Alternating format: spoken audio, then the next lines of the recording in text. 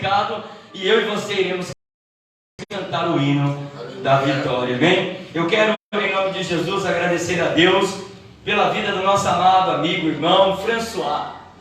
Está ali. Deus abençoe a sua vida, meu amado. Que Deus em Cristo Jesus derrame toda sorte de bênção sobre o Senhor, tá? Seja sempre bem-vindo, seja abraçado, que o nome do Senhor Jesus Cristo seja sobre a sua vida, tá bom? Francisco, dá um abraço no François aí, sinta aí o abraço do Espírito Santo. François, é o Francisco te abraçando, mas representando aí essa pessoa gloriosa aí do Espírito Santo.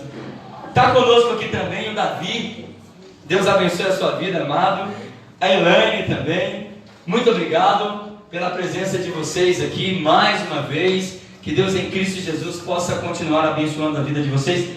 O outro já está lá, já está entrosado lá, né? Qual que é o nome dele? Lourenço. É o Lourenço. O Lourenço é uma bênção. O Lourenço é o nome do meu sobrinho. Que Deus em Cristo Jesus abençoe grandemente vocês, a vida de vocês. Que o nome do Senhor possa ser glorificado. Mas Raquel, dá um abraço ali na Elaine. Samuel, dá um abraço ali no Davi ali, para que eles possam se sentir abraçados em nome de Jesus.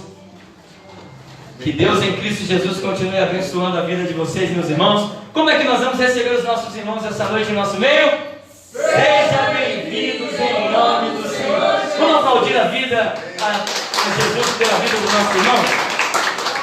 Glória a Deus, glória a Deus. Meus irmãos, abra aí a sua Bíblia juntamente comigo, no livro de Deuteronômio. Eu quero agradecer a você que está em casa, que está nos assistindo. Que Deus em Cristo Jesus abençoe você aí também, em nome de Jesus. Que o Espírito Santo de Deus possa fortalecê-lo, possa guiá-lo, possa conduzi-lo e abençoá-lo em nome de Jesus.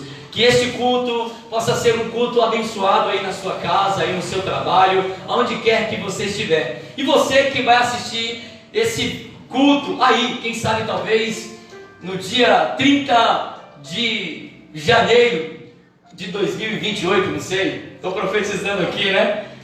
Essa palavra ela ainda vai continuar sendo atual, porque a palavra de Deus ela é viva e eficaz. Não existe, né, irmãos?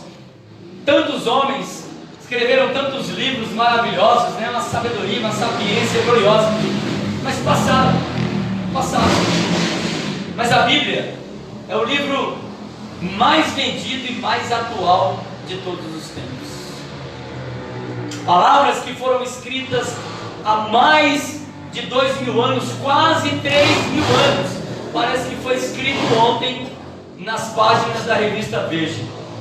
Quando você pega, por exemplo, o profeta, né, Miqueias ali, denunciando a corrupção da nação de Israel, olha que palavras que Miqueias diz: os governantes governam por ganância, os líderes lideram por suborno, os pastores conduzem o rebanho por presente e os profetas profetizam por presentes. Olha aí, vê se não parece os dias atuais. E tem mais, ele vai mais além, ele diz: e os juízes dão a sentença somente para se beneficiarem.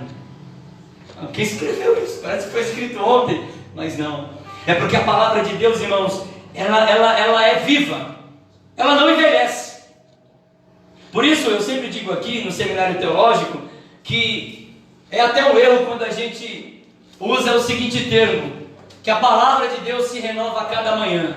Não é isso que a Bíblia diz. Isso aí é uma frase que a gente usa, mas não está na Bíblia, tá, irmãos? A palavra de Deus se renova a cada manhã. Esse versículo não está na Bíblia. O que está na Bíblia é que nova toda manhã é o que? As suas misericórdias. Toda manhã são novas as suas misericórdias. A palavra de Deus não se renova a cada manhã, porque só pode se renovar algo que envelhece. E a palavra de Deus, ela não foi, ela não será. Hebreus 13:8 diz que a palavra de Deus ela é a mesma quando? Ontem, hoje e eternamente. Então ela não foi nem será, ela é. Então que nós possamos ter essa. Agora sim, o que a gente pode falar é: Senhor, aplique nas nossas vidas e no nosso a tua palavra hoje, Senhor, de uma forma nova, de uma forma diferente, porque nós passamos aqui quase um ano estudando um versículo só, irmãos. Ficamos um ano estudando João 3:16 e foi um mar de conhecimento em um versículo. Deus amou o mundo de tal maneira. A gente ficamos um ano e não se esgotou o conhecimento em um versículo. Por quê? Porque a palavra de Deus, ela tem um direcionamento todos os dias para a nossa vida. E hoje não será diferente. Eu perguntei para o Senhor o que ministrar hoje, nesse dia de domingo. O Senhor Deus colocou no meu coração e confirmou aqui com as crianças cantando algumas lições que podemos aprender com o deserto. E isso é tão maravilhoso porque a irmã Raquel nem sabia a palavra que eu ia ministrar, e na palavra oficial dela aqui, ela leu Êxodo 14, né? O povo encurralado, sem saída, e Deus entrou com providência. Então eu quero dizer para você essa noite que Deus, ele tem uma saída para esse deserto que você está enfrentando. Deus, ele tem uma estratégia para te dar. Deus, ele tem um direcionamento na sua vida. Creia que Deus é poderoso para transformar esse mar de dificuldade em uma avenida de oportunidades, e você vai passar cantando o hino da vitória. Deuteronômio capítulo de número 8, versículo 1 ao 11, sentado mesmo, só acompanha comigo. Diz assim a palavra do Senhor: tenha cuidado de cumprir todos os mandamentos que hoje lhes ordeno, para que vocês vivam, se multipliquem e entrem e tomem posse da terra que o Senhor prometeu sobre juramento aos pais de vocês. Lembrem-se de todo o caminho pelo qual o Senhor seu Deus os guiou no deserto durante 40 anos, para humilhar vocês, para pôr vocês à prova, para saber o que estava no coração de vocês, se guardaria ou não os seus mandamentos. Ele humilhou vocês, ele até deixou vocês passarem fome, mas ele os sustentou com maná que vocês não conheciam e que nem os pais de vocês conheciam, para que vocês compreendessem que o ser humano não pode viver só de pão, mas de toda a palavra que sai da boca de Deus. Durante esses 40 anos, as roupas de vocês não envelheceram, os pés de vocês não ficaram inchados. Portanto, saibam em seu coração que assim como o homem disciplina o seu filho, assim o Senhor disciplina também vocês. Guardem os mandamentos do Senhor, para que vocês andem nos seus caminhos e o temam, porque o Senhor, o Deus de vocês, o faz entrar numa terra boa, terra de ribeiros de água, fontes de mananciais profundas que saem dos vales e das montanhas. É um lugar extremamente abençoado, uma terra que tem trigo, cevada, vinhas, figueiras, romeiras, oliveiras de azeite e mel. Terra em que vocês não terão escassez e que não lhes faltará coisa alguma. Terra cujas pedras são de ferro e de cujos montes vocês extrairão o cobre. Vocês comerão e ficarão satisfeitos e louvarão ao Senhor seu Deus pela boa terra que Ele está te dando. Versículo 11: tenham o cuidado de não esquecer do Senhor teu Deus, deixando de cumprir os mandamentos e os estatutos e os seus juízos que hoje lhes ordena. Vamos orar? Pai, graças te damos e te louvamos em nome de Jesus. Obrigado, Deus, porque até aqui o Senhor tem falado conosco, Senhor. Até aqui a tua palavra ministrada aos nossos corações, cantada, testemunhada, Senhor, muito nos alegrou. Que o Senhor Deus possa nos conduzir. Estamos diante da tua palavra, Senhor, uma palavra que transforma, uma palavra que levanta, uma palavra que conduz, uma palavra, Senhor, que nos direciona. Estamos aqui diante da tua palavra que fortalece, uma palavra, Senhor, que impulsiona, uma palavra que nos transforma, Senhor. Por isso nós te pedimos, nos conduza, Senhor, nos conduza à tua vontade, nos conduza a toda a verdade. Fala-nos de uma forma que possamos entender, toca-nos de uma forma que possamos ser quebrantados. Conduza-nos à tua vontade, a toda a verdade, em nome de Jesus. Aleluia. Amém. Graças a Deus. Prometo que não vou cansar os irmãos hoje. O sermão é bem curtinho, hoje não será 1 hora. Prometo que vai ser bem breve. Que lições nós podemos tirar do deserto, né, irmãos? Esse texto que eu li para os irmãos é um texto bem conhecido, é um texto extraordinário, né? O profeta Miqueias, quando ele vai fazer ali uma exortação ao povo, ele faz menção desse texto, né? Ele diz o seguinte: olha, lembre-se de que eu fui com vocês de Sitim até Gilgal, né? Deixando claro para o povo que Sitim foi o lugar de partida do povo quando eles saem do Egito. Gilgal foi o lugar que terminou o caminho deles ali no deserto. E agora eles acampam em Cades Barneia, o lugar do testemunho, o lugar onde eles conseguiria ali vislumbrar a promessa de Deus. Isso é muito interessante porque esse texto que nós estamos lendo aqui em Deuteronômio, Moisés está trazendo diante do povo a memória do povo, o conhecimento do povo que iria conquistar aquela terra, que eles precisavam ter algumas memórias vivas na mente. E isso é muito interessante porque nós somos pessoas que temos uma capacidade, irmãos, muito grande de esquecer das coisas que acontecem conosco. Por isso que somos pessoas extremamente ingratas, porque nós temos, Vanessa, uma facilidade muito grande de esquecer de tudo que fizeram por nós, de tudo que fizemos pelos outros, a gente esquece. E Moisés, ele vai trazer a memória do povo aqui, e vai orientar o povo, e vai dar alguns conselhos para o povo, para que eles possam adentrar a terra prometida, mas que eles possam usufruir com ciência, com consciência, com sabedoria, com diligência, para que aquela bênção não se transforme na vida deles uma maldição.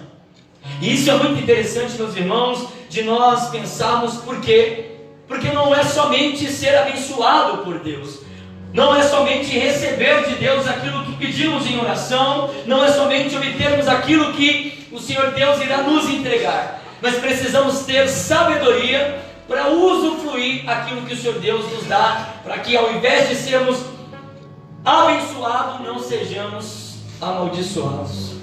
Senão, quantas e quantas pessoas não trouxeram para suas vidas danos irreparáveis com algo que poderia ser bênção na vida delas. Aquilo que poderia ser proveitoso, aquilo que poderia ser maravilhoso, aquilo que poderia ser uma oportunidade de mudança, acabou sendo um fardo pesadíssimo na vida dessa pessoa. Então, esses conselhos que Moisés está dando para o povo aqui, são algumas lições, irmãos, que o deserto deveria ter ensinado para o povo. É lógico que posteriormente a gente percebe que o povo não aprendeu foi nada. 40 anos no deserto, sendo humilhado, fustigado, frustrado, decepcionado, e todas as lições deveriam ser absorvidas, mas passaram batido. Uma geração inteira morreu no deserto. 2 cidadão entrou na terra prometida daquela geração anterior. Você conhece a história, Josué e Caleb. Mas mesmo tendo toda essa consciência e todo esse conhecimento, o povo mesmo assim, obstinado, com falta de senso, falta de sabedoria, trouxe danos para suas vidas. Mas esse texto traz algumas lições para as nossas vidas, que posteriormente o povo só vai aprender a lição depois do cativeiro babilônico, né? Depois do cativeiro babilônico, aí sim, eles não aprendem a lição, né, 100%, mas eles aprendem, aí vamos colocar pelo menos 90% da lição, porque assim é a nossa vida, né, irmãos? Quando eu estava lendo esse texto hoje, eu fiquei pensando no seguinte, né? Quantos de nós que aqui está, e que está enfrentando problemas, e que se você parar para pensar, esse problema que você está enfrentando hoje, você já enfrentou ele. Você já enfrentou ele. E sabe o que é mais interessante? Você disse para si mesmo: Deus me livre, nunca mais eu vou passar por isso. Eu aprendi a lição. Passaram-se o tempo, passaram-se as épocas, e olha você aí de novo, mesmo assim nunca te vi. Parece que nós temos uma tendência, né, de se jogar para as coisas que nos machucam. Nós temos uma tendência de ficar atolado dentro de um lamaçal. Nós temos essa tendência, né? Sabe aquela história da vovó e da mamãe? Olha, sai daí, não anda com essa galera, né? Não trilha esse caminho, não vai por aí, vem para cá. Mas parece que nós temos essa tendência de querer trilhar o caminho que não é para trilhar, de fazer o que não é para fazer, de pegar no que não é para pegar. E quando a gente se dá conta, a gente está de novo atolado na mesma situação que a gente disse que não entraria. Quantos motivos já aconteceram na minha e na sua vida? Deixa eu usar uma causa, um motivo comum: finanças. Quantas vezes você se viu aí encurralado? Quantas vezes? Quantas vezes você já se viu ali, né, num beco sem saída, né? Êxodo 14, no beco sem saída, não tinha para onde ir, né? Ali tinha Faraó atrás, mar na frente, montanha de um lado, montanha do outro. Mas quantas vezes você já não se viu Serasa na frente, SPC atrás, boleto de um lado, carnê do outro, e a consciência pesada? E aí você disse: meu Deus, me ajuda, Senhor, me ajuda a sair dessa luta, desse enrosco. O devorador nem na sua casa passava, porque senão até o devorador você ia pegar ele. O devorador passava longe, mas você ali orando, clamando, pedindo uma orientação, direcionamento divino, e Deus enviou a providência, e Deus te tirou daquela situação. E aí você disse para si mesmo, você declarou para o céu, você disse para os anjos, você fez um voto com toda a criação que estava presente, dizendo: nunca mais eu vou me endividar desse jeito. E como você está hoje? Será que está melhor? Pior? Mais ou menos? Ou igual à situação anterior? Se tem uma situação, mas isso acontece em todas as áreas da nossa vida, irmãos. Sabe por quê? Porque nós somos displicentes de natureza. Nós somos displicentes de natureza. Nós somos obstinados, nós somos cabeça dura.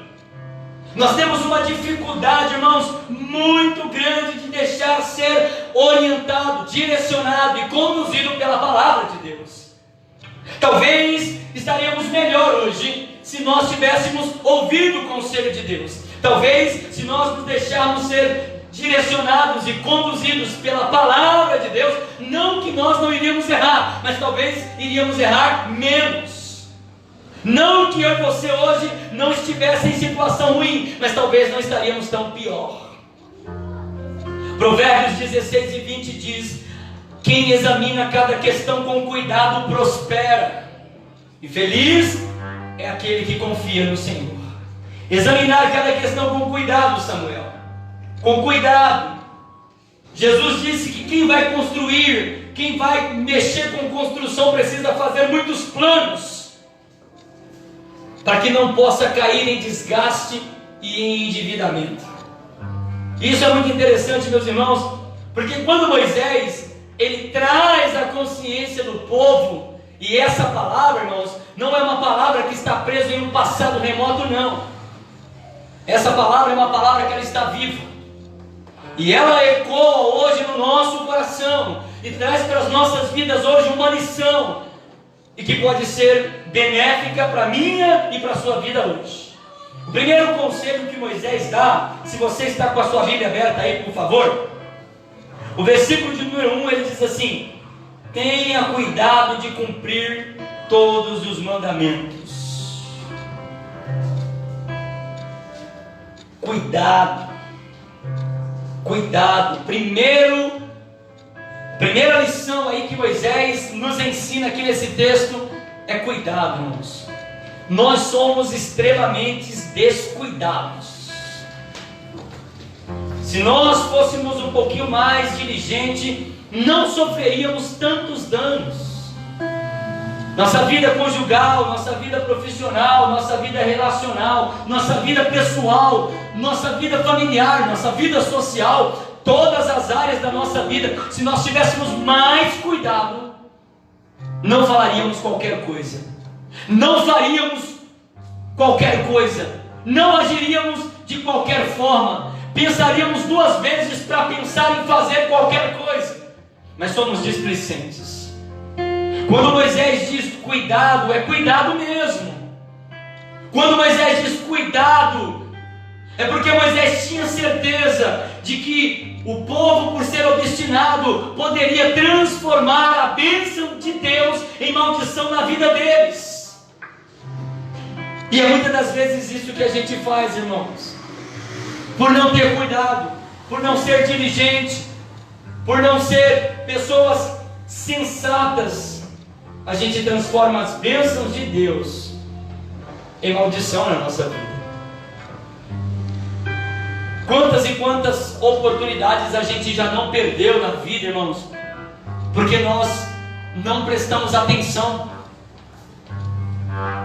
Descuido.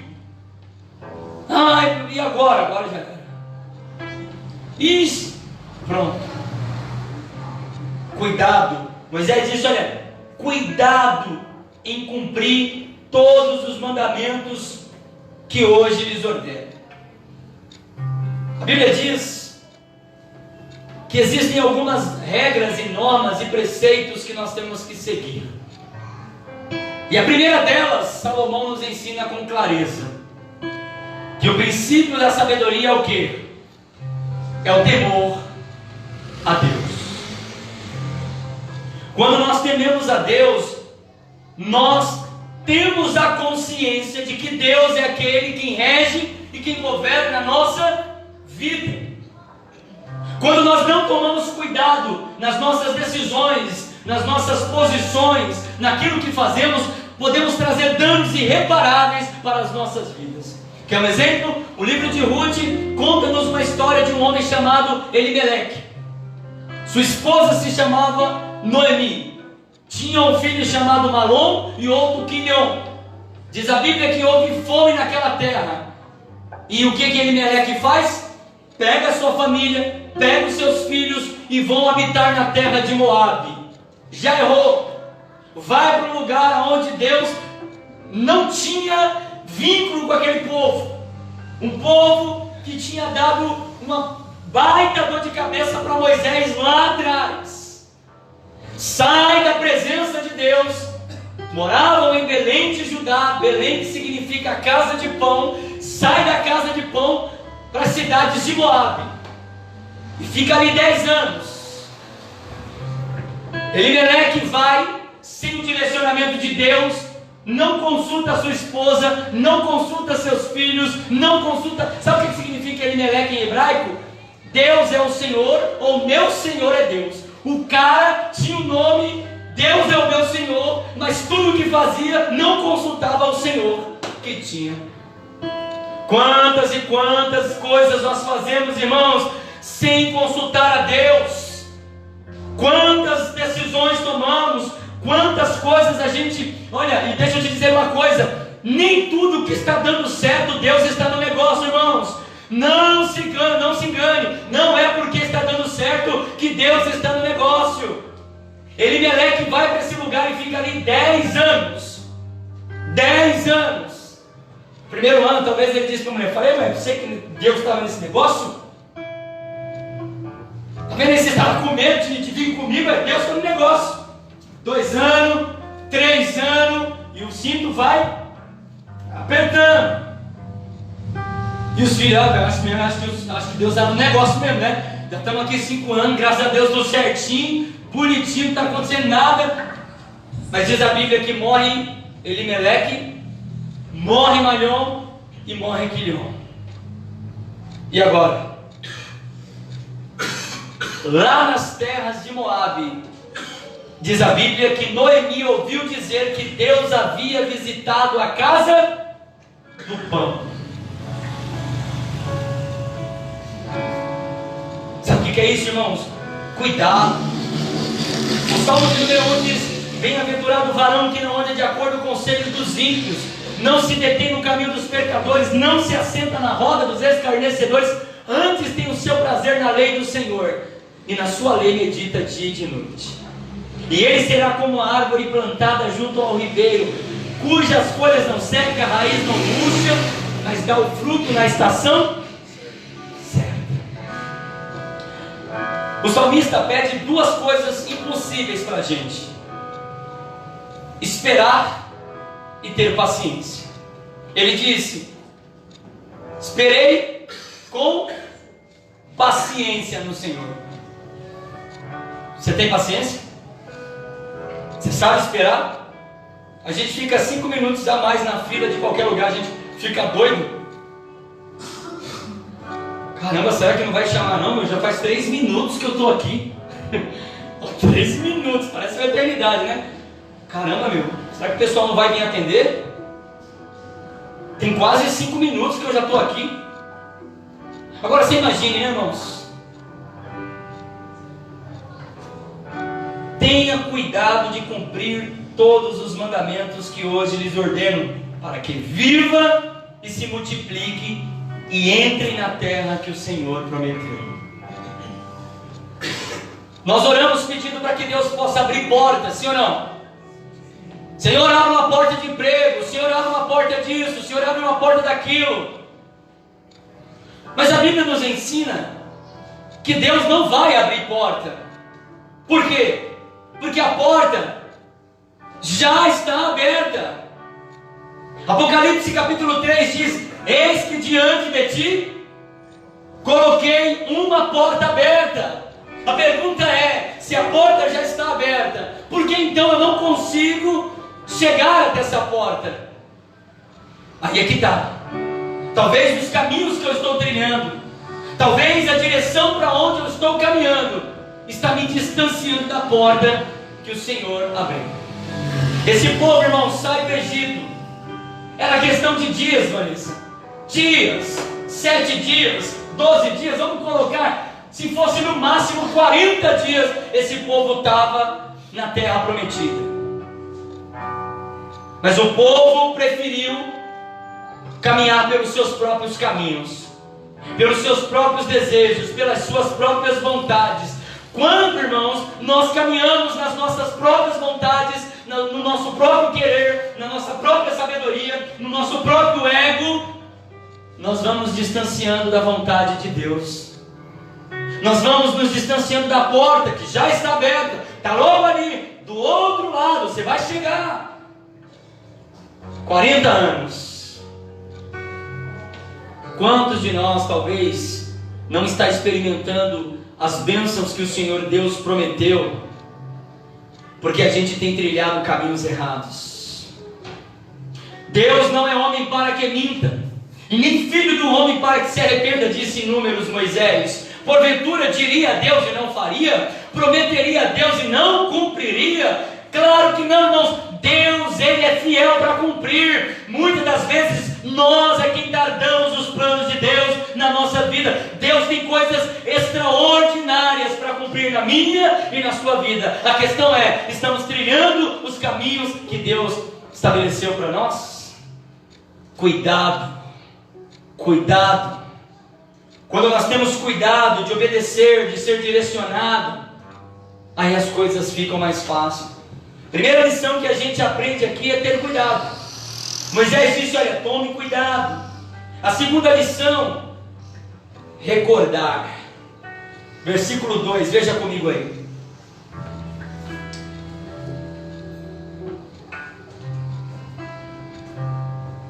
Lembre-se de todo o caminho pelo qual o Senhor Deus os guiou no deserto durante estes 40 anos. Para te humilhar, para colocar vocês à prova, mas Ele tinha uma intenção. Qual era a intenção? Era saber o que realmente havia no coração de cada um.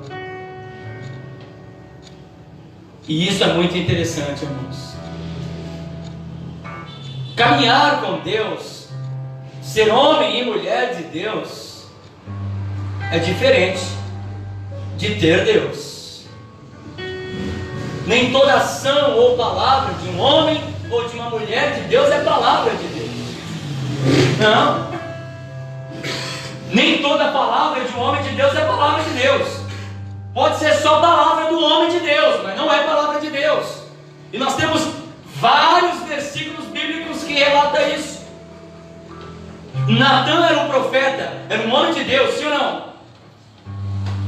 Mas Deus reprovou as suas palavras quando aprovou Davi a construção do templo. Não, vai nessa tua força, rei. Deus é com você, poxa vida, né? Você mora em palácio, Deus precisa de uma casa. Você acha que Deus não vai querer que você construa para Ele? Vai lá que Deus está contigo. À noite Deus visita Natã e diz, Natã, que conversa fiada é essa? Quem mandou você falar o que eu não disse? Quem mandou você afirmar o que eu não falei? Volta lá para Davi e diga para Davi, olha rei, ontem eu estava na carne, hoje é espiritual, hoje é sério mesmo, porque Deus me visitou. Era um homem de Deus, mas naquele momento agiu somente pela emoção. Quantas e quantas pessoas estão com a vida totalmente arrebentada, dilacerada, porque ouviu uma palavra de Deus? Não! Porque ouviu um conselho de uma mulher e de um homem de Deus emocionado, que achava que era Deus que estava falando, mas não, era só a emoção. Quantos casamentos destruídos por causa de uma palavra de alguém que diz, achando que era Deus? Quantas vidas arruinadas, quantos empregos perdidos. Conheço pessoas que receberam de um profeta a seguinte profecia, olha, Deus manda te dizer, sai daquele emprego porque Ele vai cuidar de você. Está aí, faz 5 anos desempregado, comendo o pão que o diabo amassou. Culpa de Deus? Não. Deus nunca teve e nunca terá negócio com vagabundo, irmãos. O meu pai trabalha até agora, disse Jesus, e eu também trabalho. Deus tem responsabilidade com quem faz, e Ele estabeleceu isso no Éden. Comerás do suor do seu trabalho. Aí uma profecia dessa tirou o irmão de uma empresa, uma multinacional extraordinária. Está na prova. Ah, pastor, o diabo se levantou comigo, o senhor nem sabe. O diabo está furioso, pastor.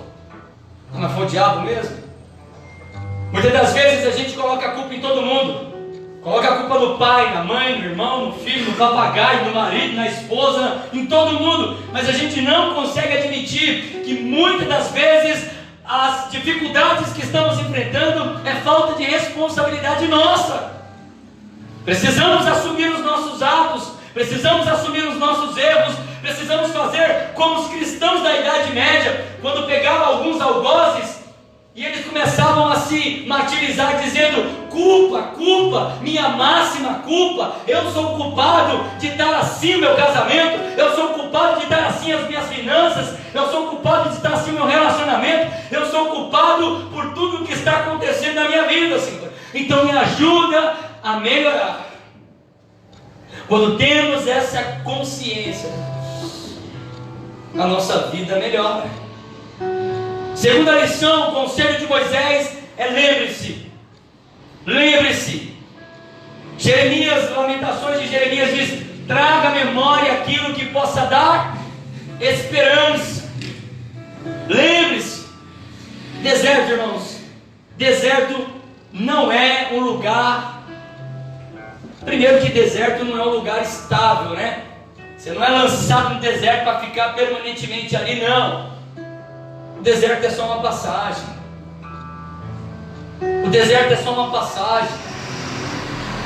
E Deus, Ele tem prazer, irmãos, em nos permitir passar por deserto. E um dos fatores principais é para saber como está o nosso coração. Porque é diante da luta, é diante da prova, é diante da dor, é diante da perda, é diante da falta, é diante do medo, que verdadeiramente Deus sabe quem é e quem não é o verdadeiro adorador. Deus sabe quem realmente está firmado nele ou não. É na luta, é na perda, é na dificuldade que de verdade a gente sabe quem realmente abraçou a causa de Cristo. Quantas e quantas pessoas que batiam no peito dizendo: Deus, conta comigo, pararam no meio do caminho. A luta bateu, o vento soprou, a dificuldade chegou e as pessoas simplesmente pararam. Por quê? Porque esqueceram da palavra. 2 Timóteo 1:12 diz: por cuja causa padeço também isto, mas eu não me envergonho, porque sei em quem tenho crido. Estou bem certo de que Ele é poderoso e fiel para guardar o meu bom depósito até aquele dia. O que é, Paulo, que eu não tenho que me envergonhar? Paulo disse: por cuja causa padeço também isto. As dificuldades que eu enfrento, irmãos, não pode gerar vergonha no meu coração. Enfrentar problema conjugal, todo mundo enfrenta. Problemas financeiros, todo mundo enfrenta. Problemas relacionais, todo mundo passa. Todo mundo enfrenta todo tipo de sorte de problemas. Você não é exclusivo. Aí tem pessoas que, porque anda com Deus, caminha com Deus, enfrenta uma lutinha e já, quer mostrar que não está acontecendo nada porque acha que é blindado. Não, irmãos. Ninguém tem. Todos nós temos teto de vidro, todos nós. Talvez o pecado que eu cometo você nunca cometerá. E talvez o pecado que você comete, esse eu abomino também. Uma coisa que é interessante é que nas vitórias e conquistas nós somos diferentes. Nas vitórias e conquistas nós somos diferentes. Alguns já têm a casa própria, outros ainda moram de aluguel. Uns têm um carro, outros têm uma moto. Uns têm carro e moto, outros ainda estão de ônibus. Nas vitórias e conquistas nós somos diferentes, porque nas vitórias e conquistas está relacionado com quanto cada um se empenha, com quanto cada um se desenvolve. Mas nas fraquezas nós somos todos iguais. Todos, do púlpito à porta. Não tenha um que não caia. A minha mente, a sua mente, todos os dias são bombardeadas com desejos, com vontades, com sentimentos, com, coisas terríveis e malignas que estão lá na nossa alma. Mas a palavra de Deus vem nos ensinar o seguinte: aprenda uma lição, traga a memória, blinde a sua mente. Por isso que o primeiro objeto, o primeiro utensílio da armadura, qual que é? O capacete, para que a nossa mente possa estar blindada contra os dardos inflamáveis de Satanás, contra as setas malignas do inferno. A nossa mente tem que estar preparada e guardada para a palavra de Deus. Filipenses 4:8 diz: quanto mais, meus irmãos, tudo que é belo, tudo que é amável, tudo que é de boa fama, se há alguma virtude, se há algum louvor, nisto pensai. E o Deus de paz guardará a vossa mente e o vosso entendimento. E eu gosto muito das palavras do rei Ezequias. Quando ele entra na presença de Deus para chorar as suas misérias e as suas mazelas, agora já não é mais Ezequias, agora é Ezequias falando para Deus: lembra-te, Senhor. Mas não lembra do meu erro, não. Não lembra da minha fraqueza, não. Não lembra das minhas mazelas e pecados, não. Mas lembra-te, Senhor, que eu andei nos teus caminhos e fiz o que era reto diante dos teus olhos. Quero trazer à memória aquilo que me dá esperança. Quando Jeremias olha para a cidade de Jerusalém, está tudo destruído. Tudo destruído. Quem sabe talvez eu e você olhemos para algumas áreas da nossa vida e a gente não consegue ter perspectiva de melhora. A gente não consegue ter projeção. A gente não consegue vislumbrar um futuro melhor. A gente fica pensando: Senhor, até quando? Até quando vai ser assim? Talvez algumas áreas a gente olha, só enxerga ruína, só enxerga tragédia, só enxerga perda, falta. A gente não consegue ver nada de bom. A semelhança de Jeremias quando olhava para a cidade de Jerusalém, tudo destruído. Mas aí o Espírito de Deus traz no coração de Jeremias, traga à memória, Jeremias, aquilo que dá esperança.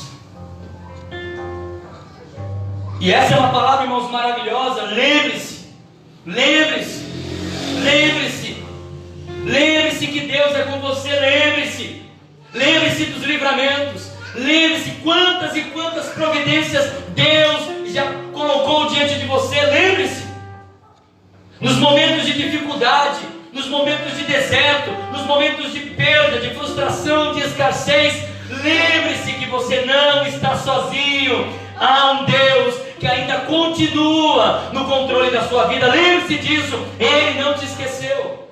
A gente precisa ter essa consciência, irmãos. Ele não esquece da gente, mas a gente não pode esquecer. O que Moisés está dizendo para o povo é: lembre-se. Lembre-se que no deserto vocês não estavam sozinhos. No deserto tinha coluna de nuvem. No deserto tinha coluna de fogo. No deserto o sapato não crescia, não envelhecia. Deus estava lá. No deserto não faltou comida. No deserto não faltou água. No deserto não faltou providência. Deus estava lá. Lembre-se disso. Quando a gente se esquece, irmãos, de quem de fato Deus é e como Deus age na nossa vida, aí nós estamos fadados a abandonar o Senhor. Por que que a maioria do povo se perdeu? Porque eles se esqueceram. Quando a gente se esquece da grandeza de Deus, quando a gente se esquece da providência de Deus, irmãos, logo nós nos tornamos peritos em murmurar.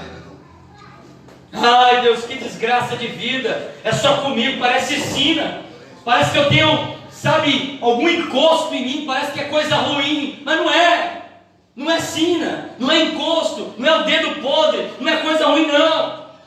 É porque muitas das vezes falta isso na gente, lembrar do que Deus já fez. Nós temos uma capacidade muito grande de esquecer das coisas que Deus já fez. Quantos livramentos Deus já te deu, quantas portas Deus já abriu, quantas vezes Deus curou a enfermidade, quantas vezes Deus te conduziu em situações que não tinha condições de dar certo, mas Ele estava lá. Mas nós temos a capacidade de esquecermos. Lembre-se, lembre-se, Ele te guiou nesse deserto para mostrar a você que Ele te ama. Muitos e muitos homens foram conduzidos ao deserto. Elias foi conduzido ao deserto, Eliseu foi conduzido ao deserto, Davi foi conduzido ao deserto, Moisés foi conduzido ao deserto. e ninguém mais e ninguém menos quem? O nosso Senhor Jesus Cristo. Ele foi conduzido ao deserto. O deserto, irmãos, pode se tornar a sua sepultura, ou o deserto pode se transformar em um trampolim para a sua vida mudar. Você pode morrer nesse deserto que você está enfrentando, ou você pode aproveitar essa oportunidade que Deus está te dando para se reinventar, para recomeçar, para se refazer. Muitas das vezes, quando nós enfrentamos desertos, irmãos, na nossa vida, todo deserto é pedagógico. Presta atenção nisso. Quando a gente enfrenta desertos conjugais, Deus está ensinando alguma coisa para a gente. Por exemplo, você ser mais humilde como marido, você ser mais humilde como esposa, você ser um bom pai, uma boa mãe. Quando nós enfrentamos desertos espirituais, pode ser Deus querendo nos ensinar a sermos mais humildes, mais sinceros, mais honestos, mais verdadeiros. Quando nós enfrentamos desertos familiares, Deus está nos ensinando, talvez, a termos mais reciprocidades, a amar mais, a perdoar mais, a abraçar mais. Quantas e quantas famílias há anos estão sem se falar por causa da arrogância, da prepotência e da autossuficiência? Quanto? Se ele não vier falar comigo, eu não vou falar com ele também não. Se ela não vier pedir perdão, também não vou não. Vai morrer no deserto. Vai morrer no deserto.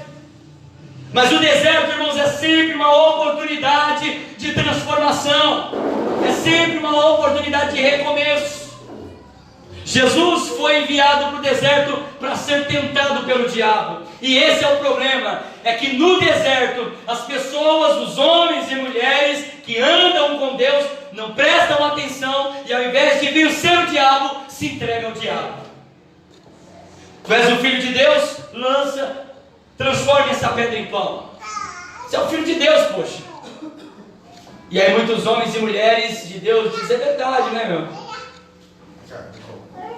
É homem de Deus, é mulher de Deus. Eu acho que eu vou fazer o meu próprio destino. Sabe aquela novela, Senhor do Destino? Nos desertos da vida, muitos resolvem fazer o seu próprio destino, abraçando as ideias do diabo. Porque o diabo, irmãos, ele não é esse bicho feio pintado na Idade Média, não. Esse bicho vermelho, com um chifre, um garfo. Não, e lá no inferno o diabo não vai estar com um garfo furando ninguém. Primeiro, que o inferno não é a casa do diabo. Ele não mora no inferno. O inferno é a prisão de Deus para o diabo. E ele ainda não está no inferno, só para te lembrar. O inferno ainda não foi inaugurado. Ele será lançado no inferno. Por enquanto, aonde o diabo e os demônios estão? Potestades e principados do ar, nos tentando influenciar a nossa mente, a nossa vida, lançando setas, embaraços, tentando corromper o nosso coração. Então deixa eu te falar uma coisa. O Filho de Deus foi levado ao deserto e ele venceu. Tenha consciência de uma coisa, eu quero terminar com essas lições. Primeiro, cuidar. Não vou ler o resto dos versículos não, mas vou citar aqui as lições.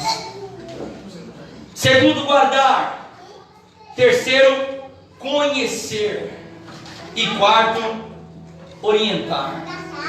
Prestar atenção. Muitas pessoas estão padecendo dentro da terra prometida, Bruno. Muitas pessoas estão padecendo em Canaã. Por quê?